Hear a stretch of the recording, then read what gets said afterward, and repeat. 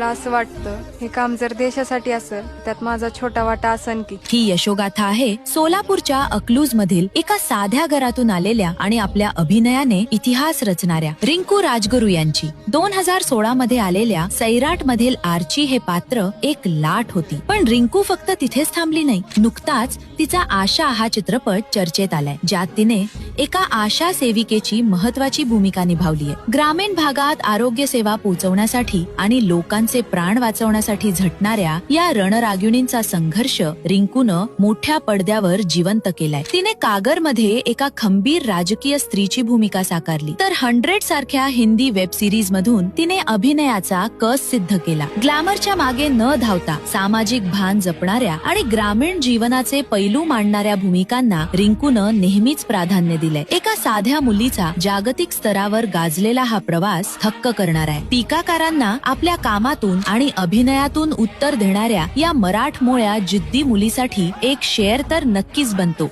अशाच कडक यशोगाथांसाठी फॉलो करा